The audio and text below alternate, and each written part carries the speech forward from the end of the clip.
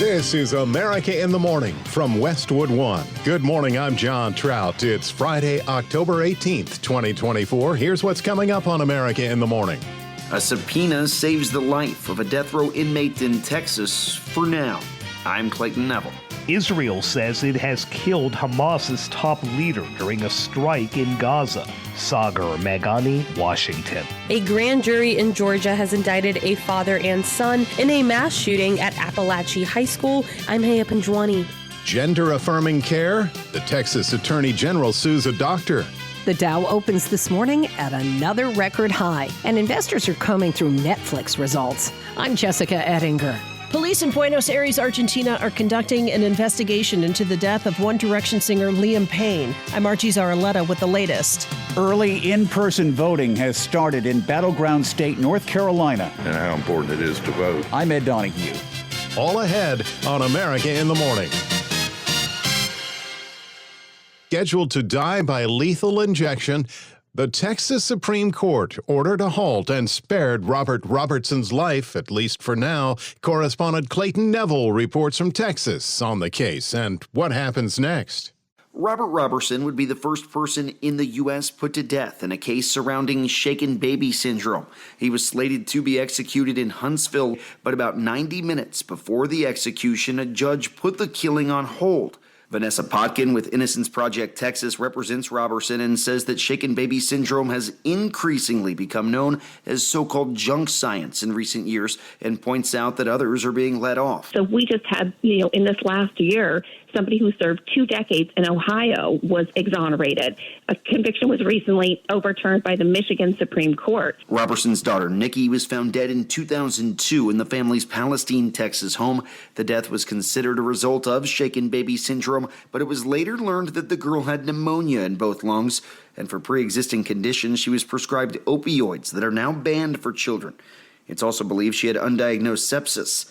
Roberson told his side of the story from behind a glass window on Dr. Phil. When I had got up, she wasn't breathing, and her lips was blue, And then I got her to the hospital, and they was asking, what happened? And I explained to them all that I knew.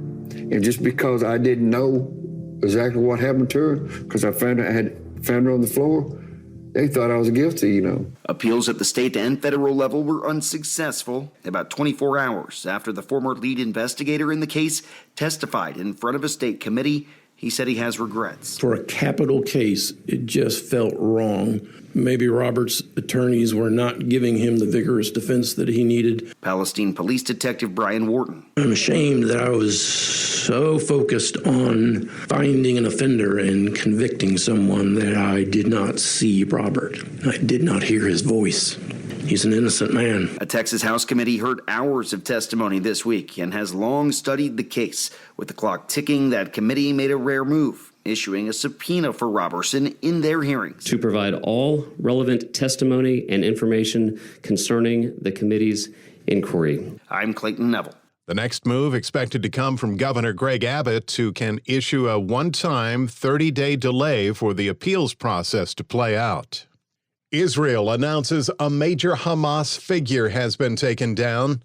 Israel's #1 target since the October 7th massacre by Hamas in southern Lebanon. He was responsible for the death of over 1,200 people and more than 200 being taken hostage. With U.S. reaction, here's Washington correspondent Sagar Meghani. Today, Israel confirmed that Yahya Sinwar, the leader of Hamas, is dead, and justice has been served. And the United States, Israel, and the entire world are better off as a result. Yahya Sinwar does not appear to have been the target. Israeli forces discovered his body in the aftermath. But from Jerusalem, where Prime Minister Benjamin Netanyahu says Israel has settled an account with Sinwar, to Berlin. It's a good day for the world. President Biden says he congratulated Netanyahu and is now more hopeful about a ceasefire. Sinwar was one of the architects of Hamas's October attack on Israel that set off the Gaza war. Netanyahu, though, says Sinwar's death does not mean the war is over. Sinwar was more interested in causing mayhem and chaos and death than in actually trying to achieve a ceasefire and hostage deal. and we repeatedly saw moments where it was him in particular who stood in the way of making progress towards the ceasefire and hostage deal. Now, there were other obstacles too along the way, but he was certainly a critical one. While White House National Security Advisor Jake Sullivan says Sinwar was a key obstacle to a ceasefire deal. I think his removal from the battlefield does present an opportunity to find a way forward that gets the hostages home. Israel's pitching this as a moment for Hamas to surrender and release hostages. This moment gives us an opportunity to finally end the war in Gaza.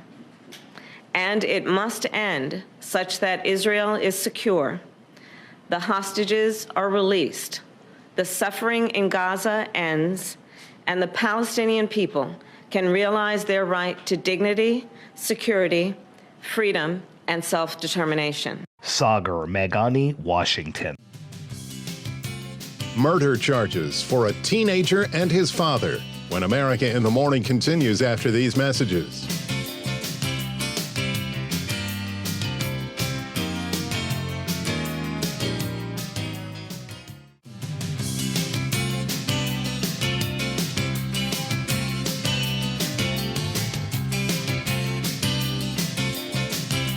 A storm advancing through the west will bring a cool down. Welcome back to America in the Morning. Here's the national forecast from AccuWeather.com meteorologist LaTroy Thornton. An impactful storm will continue to unfold today and into this weekend across the southwest and much of the interior west. The chillier air reaching the region will be impressive enough on its own, bringing high temperatures 10 to 15 degrees below yesterday's highs in cities such as Phoenix. But this storm will carry plenty of precipitation with it as well as it stalls around the Four Corners this weekend. This will mean rounds of heavy thunderstorms from eastern portions of New Mexico and Colorado to western sections of Texas, where there can be flash flooding. Gusty winds will also be rather widespread with this feature, gusting to at least 40 to 50 miles per hour today from the Salt Lake City area to interior Southern California, Arizona, and nearly all of New Mexico. Accumulating snow is expected within the mountains from western Colorado to central Utah and northward to northwestern Wyoming and even far southern Montana, and showers trail eastward from there into northwestern Minnesota. There can be an afternoon thunderstorm instead for western parts of Nebraska and Kansas, but just about all the nation from the Great Lakes south and eastward has a dry end to the work week in store as warmer air arrives. The same cannot be said for the Pacific Northwest, especially Washington State, where an atmospheric river event brings some heavy rain at times starting later today. Through the weekend, the focus for rain will shift from western Washington today and tomorrow to northwestern Oregon and especially north-central Washington by Sunday, where some heavy snow can even fall for a time. Expect 4 to 8 inches of rain in Washington's Olympic Mountains, and strong winds can be expected from the mountains to the Washington and northern Oregon coast. For Salt Lake City, expect occasional morning rain to give way to just some clouds today with a high of 54. In Pittsburgh, a warmer day is in store with sunshine and a high reaching 70. I'm AccuWeather.com meteorologist LaTroy Thornton. Remember, you can follow us wherever you get your podcasts. Apple, Spotify, Amazon, and YouTube. Just search America in the Morning in your favorite listening app. I'm John Trout. A 14-year-old who opened fire inside his Georgia high school along with his father, who allowed his son access to an assault rifle, were both indicted on murder charges. Correspondent Yahya Sinwar has the latest. Georgia media outlets report that the 14-year-old Colt Gray is charged with 55 counts, including murder, aggravated assault, and cruelty to children. His father, Colin Gray, faces 29 counts, including second-degree murder, involuntary manslaughter, and reckless conduct. Investigators say the boy killed 4 people and injured 9 others with an assault-style rifle he smuggled into the school. They say the father let the son use the rifle and bought him ammunition, even as the boy asked his mother to put him in a mental asylum. I'm Yahya Sinwar. Texas Attorney General Ken Paxton sues a Dallas doctor accusing her of providing transition-related care to nearly 24 minors in violation of state law. Paxton alleged that Dr. Mary Chai Lau, who specializes in adolescent medicine, provided hormone replacement therapy to 21 minors between October 2023 and August for the purpose of transitioning genders, which violates Texas law that bans the practice and other forms of gender-affirming care for minors. Paxton's suit is the first in the nation by an attorney general against an individual doctor for allegedly violating a restriction on transition-related care for minors. In sports, from the NFL, Thursday Night Football, the Denver Broncos beat the New Orleans Saints 33-10. When we return, another record high on Wall Street and home sales take a dive in Florida. America in the Morning continues after these messages.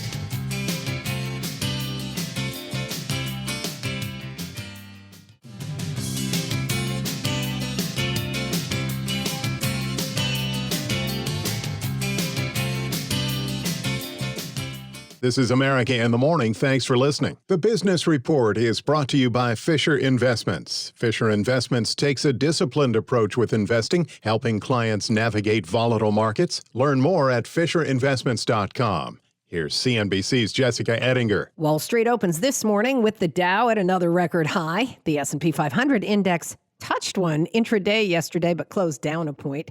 Investors were cheering strong retail sales numbers for September. Inflation has come down pretty substantially, and we're seeing real wage growth, and the unemployment rate still very low by historic standards. We ought to feel good about the way we're heading into the holiday season. National Retail Federation head Matt Shea on CNBC. Netflix reported better than expected quarterly results after the closing bell last night, but only a few more subscribers than expected. Shares were ticking lower in after-hours trading. Over all of the additions of subscribers, what Netflix was really doing was a de facto price hike on the people that might have been sharing those passwords, and now the same households are paying double. So I think we're going to start to see that it's going to be very difficult for Netflix to continue to increase the way that it has. Big Technology's Alex Kantrowitz on CNBC. Amazon getting into the live news game with an election night special. It'll be hosted by former NBC Nightly News anchor Brian Williams. Campbell's is going big on sports. How about snacking on goldfish crackers at a basketball game or having SpaghettiOs at a hockey game? The Soup and Snack Company is partnering with the company that owns the Philadelphia 76ers NBA team, the New Jersey Devils NHL team, NASCAR's Joe Gibbs Racing, and the Washington Commanders NFL team. One of the things we're excited about is chunky soup with the Commanders on a cold winter day at a football game. The Campbell's portfolio, what we are able to do is create experiences for them in the stadiums at the game, but also being able to offer the food. Campbell's CEO Mark Klaus on CNBC. Home prices in the Sunshine State take a big nosedive. Yeah, well, prices are coming down because supply is way up. There are a lot of homes for sale in Florida right now. The Florida dream may be fading. Florida seeing a big jump in inventory of unsold homes, and that was even before the hurricanes Helene and Milton. Listings in Coral Gables and Delray Beach up 70% in September. West Palm Beach, Wellington, Fort Lauderdale seeing over 60% increases in inventory. Prices, not surprisingly, they've started falling as well. In Miami, prices are down 12%. Jacksonville, Orlando, Tampa, all seeing price drops of 5% or more. Then you have those insurance costs causing even wealthy buyers to look elsewhere. CNBC's Robert Frank. You can read his whole piece at cnbc.com.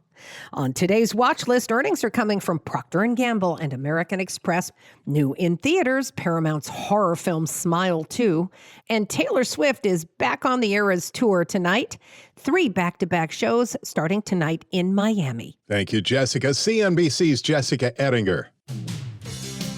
Investigation continues into the mysterious death of a pop music star after these messages.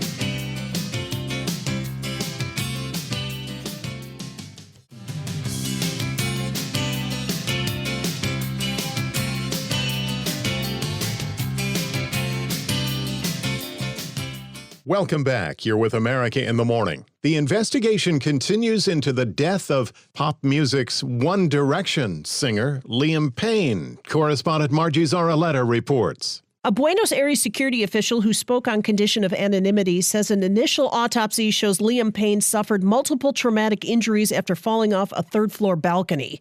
Police say Payne's hotel room was in complete disarray, and they found packs of the depressant clonazepam, energy supplements, and over-the-counter drugs. A whiskey bottle, a lighter, and a cell phone were found in the hotel courtyard where Payne's body was found. A hotel manager called police on Wednesday about an aggressive man who could be under the influence of drugs or alcohol who was destroying the room. Payne had admitted he struggled with alcoholism. His representatives did not return requests for comment. I'm Archie Zaraletta. Early voting is underway in many states across the nation. In North Carolina, a state still dealing with Hurricane Helene's destruction, for many, exercising one's civil duty is not so easy. Correspondent Ed Donahue reports. This is a monumental election. For the first time in my life, democracy itself is at stake. I really believe that. Only 4 voting sites out of the 80 in western North Carolina are closed because of damage from Hurricane Helene. The line was long at one polling place in hard-hit Asheville. Bill Whalen says he's devoted to casting his vote. Anytime you have something this cataclysmic, it's going to disrupt people's lives. They're trying to figure out how to flush their toilets and take care of basic needs. Another person in line said voting is an important milestone, getting back to normal, whatever that might turn out to be. Thousands in western North Carolina are still without power or clean running water. We've got no problem giving loads of subsidies to some of the corporations that need it the least or whatever, but then helping everyday people seems to be a travesty, when it gets brought up in politics and everything. I'm Ed Donahue. America in the Morning for Friday, October 18th, 2024 is produced by Jeff McKay. Senior producer Kevin Delaney. I'm John Trout. This is Westwood One.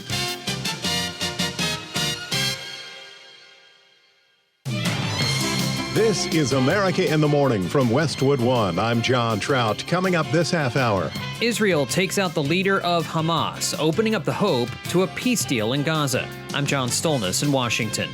Shattering early voting records and focus on Pennsylvania. I'm Clayton Neville. A damning report on the state of the Secret Service. Charges dropped against a deaf man who didn't hear police. And an Alabama execution. We'll have those stories.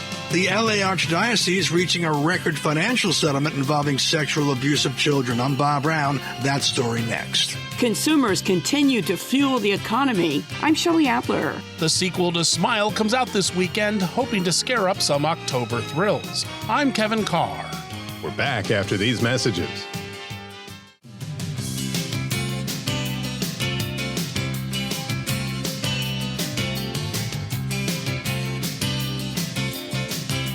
This is America in the Morning. We're up to your national forecast now, starting in the Pacific Northwest with AccuWeather.com meteorologist LaTroy Thornton. An atmospheric river event is setting up for the northwestern United States as a flow of rich Pacific moisture reaches the area today, bringing the onset of some heavy precipitation through the day, mainly for coastal parts of Washington. As this event progresses this weekend, the heavy rain will eventually work its way to northwestern Oregon, also reaching north-central parts of Washington, where some heavy snow is expected to fall on the terrain by Sunday as a cold front brings a shot of much chillier air.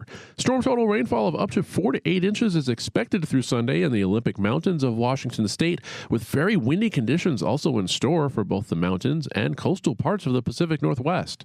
Farther to the south and east, a completely separate storm will continue to bring some rather busy weather to the interior west as well. On the cold side of the storm, accumulating snowfall is expected to continue across the higher terrain from far southern Montana and northern Wyoming to central and eastern Utah, the Colorado Rockies, and around Flagstaff, Arizona.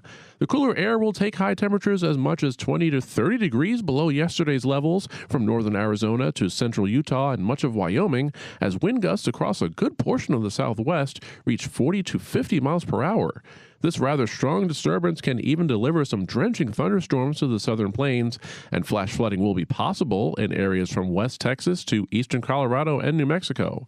Showers are expected for parts of the Dakotas today, with perhaps a thunderstorm for western Nebraska and Kansas by day's end. Otherwise, dry conditions continue from the Great Lakes to the south and straight through the eastern seaboard amid a general warming trend. That's the weather across America. I'm AccuWeather.com meteorologist LaTroy Thornton. We hope you'll follow us wherever you get your podcasts. Apple, Spotify, Amazon, and YouTube. Just search America in the Morning in your favorite listening app. I'm John Trout.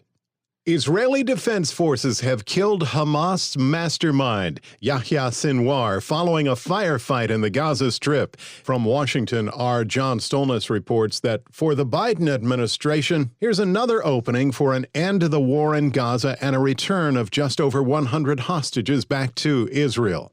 Israeli Prime Minister Benjamin Netanyahu announcing that the architect behind the October 7th attacks that killed around 1,200 Israelis with 200 more kidnapped had been killed. While this is not the end of the war in Gaza, it's the beginning of the end. To the people of Gaza, I have a simple message. This war can end tomorrow. It can end if Hamas lays down its arms and returns our hostages. Upon arriving in Germany for talks on Ukraine and NATO, President Biden told reporters it's a good day for peace in the Middle East. Now's the time to move on. Move toward a ceasefire in Gaza. Ensure that we move in the direction that we're going to be in a position to make things better for the whole world. It's time for this war to end. Home. Campaigning in Milwaukee, Vice President Kamala Harris echoing the death of Sinwar could be a step in that direction. And it must end such that Israel is secure, the hostages are released, the suffering in Gaza ends, and the Palestinian people can realize their right to dignity, security, freedom, and self-determination. Israelis said they recovered Sinwar's body following a firefight with DNA, fingerprints, and dental records.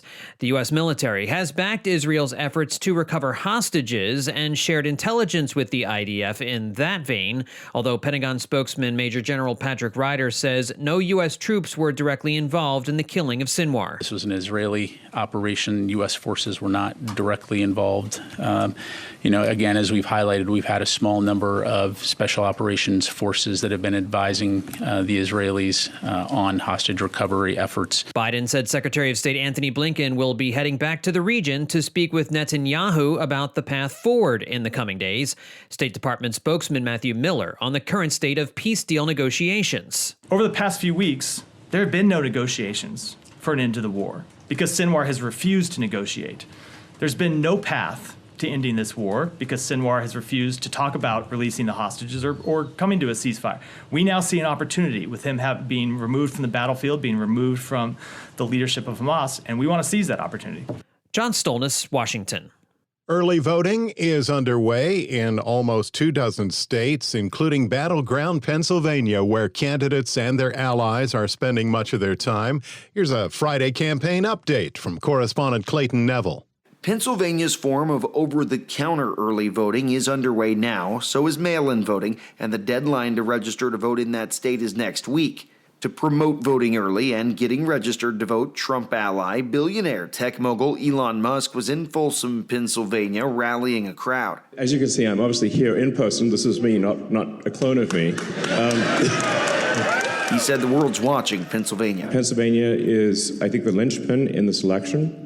And this election, I think, is going to decide the fate of America, and along with the fate of America, the fate of Western civilization. Senator J.D. Vance, former President Trump's running mate, rallying this week in the Keystone State and going after Vice President and Democratic presidential nominee Kamala Harris. She is pathologically incapable of talking about the American future without talking about a person who hasn't been president for 3.5 years. He doubled down on past statements, insisting that Trump did not lose the 2020 election to President Biden. I think there are serious problems in 2020. So did Donald Trump lose the election? Not by the words that I would use. He pointed to big tech censorship and accused it of being responsible for President Biden's win. Meanwhile, in other battleground states, early voting opened in North Carolina, which was recently ravaged by Hurricane Helene. State Elections Director Karen Brinson Bell. As election officials, we are so grateful to everyone working to bring back some sense of normalcy to Western North Carolina. And early in-person voting in Georgia with a strong voter turnout. In fact, record days of turnout this week in that state. More than 832,000 votes have been cast in the first 3 days of early voting in Georgia. I'm Clayton Neville. Saying there are deep flaws, an independent advisory panel releases a scathing report on the United States Secret Service, recommending big changes are needed following the Trump assassination attempt in Pennsylvania. Washington correspondent Sagar Meghani is following the story. An independent panel investigating the attempted assassination of Donald Trump in Pennsylvania says the Secret Service needs fundamental reform. The panel's experts include former Homeland Security Chief Janet Napolitano, who says unless the Secret Service makes big changes, this is a zero-fail mission. For any failure endangers not only the life of the protectee, but also the fundamentals of our government itself. Without these recommended reforms, we believe another Butler can and will happen again. The review echoes other findings, faulting Secret Service communications and tactics that day in Pennsylvania, but it also blasts the agency's culture. The number one purpose of the Secret Service today is the protective mission. It should be an elite protective force for our nation's leaders, and that the resources, budgeting, training, personnel ought to be hyper-focused on that function. Former White House Homeland Security Advisor Francis Townsend saying the Secret Service not only must refocus on protection, but also bring in new outside leadership. The idea here is to have fresh thinking, both about tactics and techniques, but also culture, because we believe that culture is a matter of leadership. And so they need a fresh start across the board, not just culture, but also tactics, technically, etc. Sagar Meghani, Washington. When we return on America in the Morning, Archdiocese settles with victims of sexual abuse. After these messages.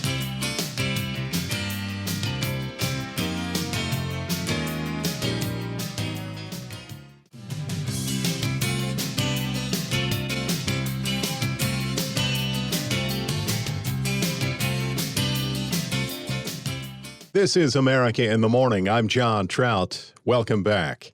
In Arizona, authorities drop all charges against a man said to be deaf with cerebral palsy, beaten by Phoenix police after he didn't respond to their orders. Police body cam footage shows the graphic encounter where Tyron McAlpin was pummeled by two officers who also repeatedly shocked him with a taser after he didn't answer their commands. Many public officials and the NAACP have called for the Maricopa County District Attorney to drop the case. McAlpin was facing charges of 2 counts of aggravated assault on an officer and resisting arrest, according to court records. In neighboring California, surprise settlement involving the Archdiocese of Los Angeles and victims of sexual abuse at the hands of clergy. Bob Brown reports. There are a lot of abusers involved in this. A record financial settlement is reached with the Archdiocese of Los Angeles and more than 1,000 victims who sued the church for child sexual abuse going back as far as the 1950s. The $880 million settlement covers more than 1,300 claims, making it the largest single child sex abuse settlement with the Catholic Archdiocese. Statute of limitations was lifted, giving victims a 3-year window to file claims of past sexual abuse involving children. Morgan Stewart, an attorney for the victims, speaking with KABC TV in Los Angeles. Probably, I think, over 100 different perpetrators. He says they've discovered patterns over the years involving sexual abuse of children. While there are some trends, and we know about some trends with respect to certain abusers. In a statement, Archbishop Jose Gomez says on behalf of the Archdiocese, I am sorry for every one of these incidents from the bottom of my heart. My hope is that this settlement will provide some measure of healing for what these men and women have suffered. This isn't the first time the diocese has reached a settlement with victims who claim they were sexually abused by the church. In 2007, the Archdiocese settled child sex abuse lawsuits with 500 victims, paying out well over $500 million in claims. I'm Bob Brown. The state of Alabama executed a man who admitted to killing 5 people with an axe and gun during a drug-fueled rampage in 2016, saying he was guilty and, in his final statement, asking for forgiveness. 36-year-old Derek Dearman's lethal injection was carried out after Dearman dropped his appeals and asked that his execution go forward. Meantime, in Texas, Robert Robertson was scheduled to be the nation's first person put to death for a murder conviction tied to the diagnosis of shaken baby syndrome and the 2002 death of his 2-year-old daughter, but the Texas Supreme Court halted the execution 90 minutes before he was scheduled to die. Shifting gears, a man's been arrested by the FBI for hacking the SEC's official X account to manipulate the price of Bitcoin. Here's Chuck Palm with that in today's Tech Report. The FBI has arrested a man over an SEC hack of their X account and posting an announcement of a Bitcoin exchange-traded fund causing the price of Bitcoin to soar. The 25-year-old Alabama man was arrested on Thursday for hacking the U.S. Securities and Exchange Commission's X account earlier this year and allegedly conspired to manipulate the Bitcoin prices. After the post was made in early January, the SEC quickly disavowed the post and deleted the information. The FBI alleges that the man cloned a SIM account from a cell phone used by someone on the SEC to post the information. The post on X caused Bitcoin prices to spike by $1,000, and it's alleged that the perpetrator actually searched for the phrase, "What are some signs that the FBI is after you?" before he was nabbed. The SEC did thank the FBI for their diligence in seeking accountability for the breach of their X account. For more tech news, follow me on X at Chuck Palm. Friday Sports is in. Here's America in the Morning's Robert Workman.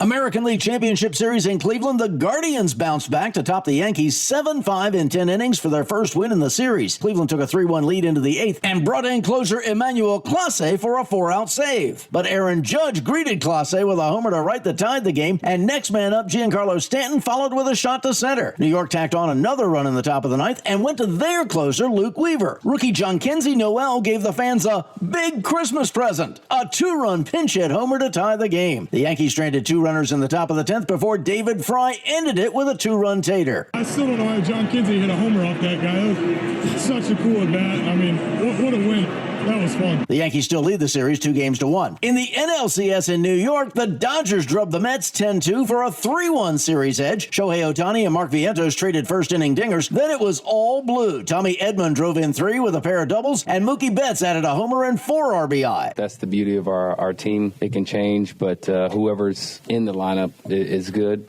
and they're going to follow the plan. They want to win. New York went 0 for 10 with runners in scoring position and stranded 12. Today, the Dodgers go for the clincher against the Mets in the late afternoon game, while the Yankees and Guardians play in primetime. NFL, the Broncos stampeded over the Saints 33-10 to kick off Week 7. Sean Payton's new team beating his old one, where he coached for 15 years. Sunday gets going early with the Patriots and the Jaguars in the last of the London games. The feature game of the day is the Super Bowl rematch between the Chiefs and the 49ers in Santa Clara. College football Week 8 tonight, number 2 Oregon is at Purdue. Saturday, top-ranked Texas hosts number 5 Georgia. NHL, Artemi Panarin's hat trick led the Rangers to a 5-2 win over the Red Wings. Lightning got 2 late goals to zap the Golden Knights and improved to 3-0, one of 3 remaining unbeaten teams. Capitals shaded the Stars, ending Dallas's 4-0 start. Canucks get their first win of the season, beating the Panthers in overtime. That's Friday Sports.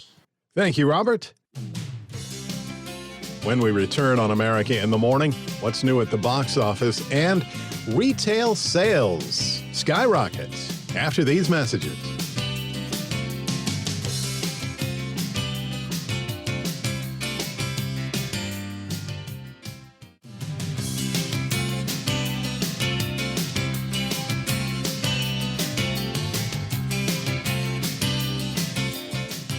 This is America in the Morning. Retail sales increasing for the 3rd straight month drives the stock market higher. Correspondent Shelley Adler reports. The Commerce Department says retail sales rose 0.4% from August to September. That's up from 0.1% the previous month and the 3rd straight increase. Online retailers, restaurants, and grocery stores all reported higher sales. With the presidential election in its final weeks, the retail sales figures provided the latest sign that household spending is fueling a steady economic expansion, even while inflation has cooled. Clothing stores, department stores, and sporting good outlets all reported higher retail sales last month. Purchases dropped at electronics and furniture sellers. I'm Shelley Adler. A leading lady of movie musicals from Hollywood's golden age has died. Correspondent Margie Zaraletta reports on the death of Mitzi Gaynor at the age of 93. I'm as Cardi as Kansas in August. Mitzi Gaynor performed for 8 decades in films, on TV, and on stage, but she's probably best known for playing Nellie Forbush in the 1958 film South Pacific. Gaynor said in a 2010 AP interview she loved going to productions of South Pacific. It's wonderful. My God, it's such a good show. It's the overture. Bum, bum, bum. You're the top. Gaynor also appeared with Bing Crosby in Anything Goes and in the ensemble cast for There's No Business Like Show Business. I won't dance. Gaynor's husband, manager Jack Bean, helped her create her own musical review and earned top dollar as a headliner. Bean died in 2006. The couple had no children. I'm Archie Zaraletta. A smiling demon is going up against Terrifier 3 at the box office this weekend. Kevin Carr has a sneak peek at Smile 2. After Paramount's Smile was a box office hit, it's no surprise they made a bigger and louder sequel. Something really crazy is happening to me. I keep seeing this face everywhere. Smile 2 follows a troubled pop star on the verge of a world tour. She witnesses a traumatic event and then discovers an entity has attached itself to her, appearing as horrifying visions of people smiling. This thing is a parasite. You witnessed a death. Now it's latched onto you. Where the first film was a lower budgeted slow burn, this one goes big with intensity. Not just with jump scares and sound effects, but with a pounding soundtrack meant to be heard in the loudest cinema possible. Along with Trap, it's the second What If This Happened to Taylor Swift thriller this year. You are in the middle of a big world tour. You okay? Naomi Scott is the MVP, carrying the film and never behaving like the horror genre is beneath her. Her commitment to the character keeps things real, even if it is loaded with dark fantasy. You're not in control! I am! Like other movies about a curse following victims, like The Ring or It Follows, the Smile series offers some interesting allegorical moments, even if the trauma as horror trope is a bit overworked. Stop smiling at me! Visually interesting and loaded with shocking moments, Smile 2 gets 3.5 grins out of 5. I'm Kevin Carr, and that's the way I see it. We'll keep an eye out for you. America in the Morning for Friday, October 18th, 2024 is produced by Jeff McKay. Senior producer, Kevin Delaney. I'm John Trout. This is Westwood One.